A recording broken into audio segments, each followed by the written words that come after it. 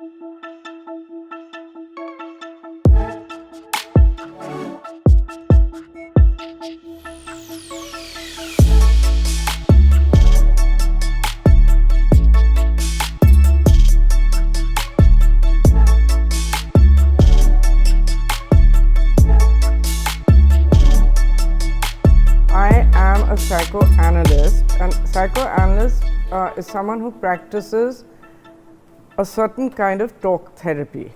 Okay, there are many different therapists. In our country, when people used to feel uncertain or anxious or worried about things, they would consult an astrologer. They probably still do. That's also a kind of therapist. Or you go to a shaman, or you go to a witch doctor, or you talk to your best friend, or you talk to someone to relieve yourself of symptoms, but or of whatever's on your mind or weighing heavily on you. But I want to first underscore that people have, first of all, there is a growing recognition of the need for mental health services in this country. A lot of people are openly seeking help for depression, anxiety. They have marital problems, they have other problems, and they now know that it is possible for them to feel better, whatever that means, if they seek professional help. But I still feel that people have very little idea of the field. They don't know what the difference is, say, between psychology, psychiatry, and a whole range of other disciplines in the field of mental health. So I'll just tell you a little bit about myself and my own training. I used to teach philosophy at the University of Delhi at the graduate level, so that I taught at the MA level. And you may think that why did I decide in the middle of my life at that stage to change discipline and do something else? Actually, it had taken me 12 years to get a job in philosophy in any case. And when I hadn't gotten a job for some time, I took a decision that I should think of doing something different because, you know, I'm not being able to get a job here. I was very interested in the field of psychoanalysis, which is a kind of depth psychological understanding of the mind. As a philosopher, in any case, I was very interested in things around. You don't study philosophy or teach it unless you have a sense of curiosity and a questioning attitude to the world. But I found, as far as I was concerned, that always the questions would begin to focus on the self.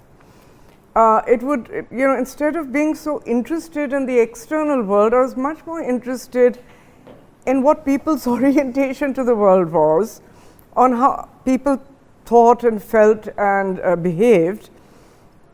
Also, so I had an intellectual interest in the discipline, but I was also, there were, you know, Kishale mentioned earlier that he was born in 69. I came of age in 69. I was the late 60s generation. So that our generation was such that we were involved in the Naxalite movement. We were involved in all the struggles against the Vietnam War. We were I sometimes feel so privileged and lucky. Actually, my generation were Midnight's children. So we were born at the time that India got independence.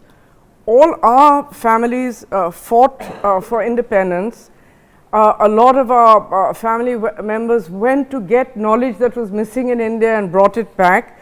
It was, call it an idealist generation, I don't know. We were very invested in the idea of a certain kind of country and a certain kind of culture and civilization, and the late 60s generation itself reacted in certain ways to certain things. Now, I tell you all of this because it's a part of my story and why I do what I did. So, one of the reasons that I didn't get a job for so many years in the university, it took me a long time because I was very good at what I did. I'm not being, I don't mean to be arrogant here, but I was good at what I did.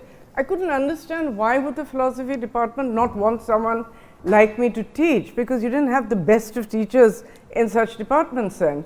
It took me much later to realize that I was bicultural, that I was not really so socialized because in the Indian form, because my father as an engineer in the Indian Railways had gone abroad to get locomotive and other technologies. That's what I'm saying, that what I'm telling you is there's a context to my story. So that I grew up all over the place, and when I came back to India, and I actually actively chose to, I dropped out of my family, I dropped out of Britain where we were at that. So I was in Britain in 1968, 69, the time when the Rolling Stones were there, when all the demonstrations against Vietnam and so on. And in India, the Naxalite movement was beginning to start at that time. So when I came back to India and I taught philosophy, and why did I not get a job? Because I was an independent-minded woman who spoke her mind, who was reasonably intelligent. And so that's not what people were looking for. That's not what got you jobs at that time. You had to be socialized in a different way. It took me a long, because I grew up where, in cultures, I went to schools, in cultures where you were meant to speak your mind, where you had to have critical thinking, where you were meant to be an individual. Now, although this was a part of the fabric of India, but in a very different cultural way, it was also not so much, it was not very mainstream, and certainly to be very independent minded and to speak your own mind and to have ideas of your own was not that valued. Anyhow, finally I did quite galti se get a job, but in the meantime I had got interested in psychoanalysis, and I started my training doing this. But the other reason that I was interested, that so many of my friends who were part of that late 60s generation, they were artists, journalists, Naxalites, activists of every kind. At the beginning, there were people who were very involved in the feminist movement. So we had many actually people at that time committed suicide, or were very, very acutely mentally depressed.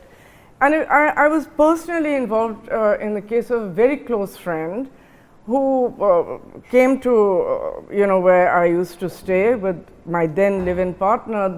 These things that are now mainstream, all of us were part of this way back at that time. He came and said he had come to say goodbye to us because he wanted to have a cup of coffee, and then he wanted to go to Bombay, and then he wanted to go and drown himself. So obviously this caused alarm. He ended up staying with us for 3 to 6 months it was. He was undergoing a psychotic breakdown. Eventually we kept him like this. We lived in a one-room barsati, which is what a lot of us did those days in Defense Colony in Delhi. And eventually I had to call his family, who picked him up, took him to Ranchi, and he got electric shock treatment, which was very severe and very acute. He actually eventually bounced back and became a well-known and beloved teacher of sociology at the Delhi School of Sociology. He's no longer alive, but he was very open about his psychosis, so I can talk about this. But I also got very interested in the way that certain issues in mental health were dealt with and what was available as treatment in the Indian context. So then when I started getting interested, I also decided that I wanted training. I've encountered the same problems in my wish to train in India in the field of mental health that I did in wanting to teach philosophy. I applied to the Indian institutions for training, and they turned me down. It was the best thing they could have done to me, because then I decided to go to New York City, where I spent 11 years. I'd already done some years of training before this, to get trained to be a psychoanalyst. Now, I'd like to tell you this, I'm also telling you this, it's because there is no regulation of mental health in this country. There is no regulation of training for people in mental health. So all of this needs to be put into place. Medical health is sort of somewhat regulated, and there are norms and rules and regulations. But when I got to the United States, I found actually that to have the training to be a psychoanalyst, you had to be only a MD doctor or psychiatrist. because mental health was treated at the level of a life and death issue. Okay? This was contested by the psychologists in the States, and eventually social workers and psychologists litigated against the medical profession, and so this training was then available in societies elsewhere. So that people who did training in psychoanalysis, as I did, were people who were already licensed mental health practitioners. They already had degrees in psychiatry and considerable clinical background. They also had to be at least PhD levels in psychology. They could also be clinical social workers, because the clinical social workers had 2-year clinical full-time internships, so with others. Then after that, even though the coursework was 4 years, it also involved for each of us to be in a very deep intensive therapy, which is that 4 times to 5 times a week we had to go to a therapist, to an analyst, to understand our own selves, because we've all got glitches in ourselves. No one is that well put together, and we are not able to understand other people's mental functioning unless we have a deep grasp of our own. So training took on average between 8 to 20 years. I ended up spending 11 years in the States getting trained, after which I came back to India, and I have been in practice since that time. I was very keen to do whatever I could to start training in the field, because this was something that was not available. But again, I had certain problems, because I'm the only person trained to this level in this country. I'm just telling you that as a matter of fact. And the other people who are trained here are trained very, very differently. So when you bring a new body of knowledge to a current situation, people are not that open. They feel they already know certain things, but how can they know that which they've never been exposed to? So that's another. So I was not able to do as much as I would have liked to. But in terms of asking me exactly what I do, I do full-time practice as a psychotherapist. Okay? The bulk of my practice, which is 16 hours a week, is of people who are training in the field. So that, because I really feel that a person like myself who has been able to get such level of training, I should be able to help others who are wishing to work with other people. So the bulk of my practice is that. So I sit all day in my office and I listen to people. I listen to their stories. I listen to their problems. And I listen to one person 4 times a week indefinitely. When I say indefinitely, on an open-ended basis for as long as it takes. Okay, now certain people will come to me with specific issues or specific problems or specific symptoms. Someone may come to me because they have anger management issues. Someone may come to me because they're having relationship issues. Someone may come to me because they feel they're engaged in compulsive, addictive patterns, whether it's sexual or whether it's substance abuse or whatever it is. Often people come to me because they've had a very traumatic background, and this has impacted their functioning, and they would like to overcome this.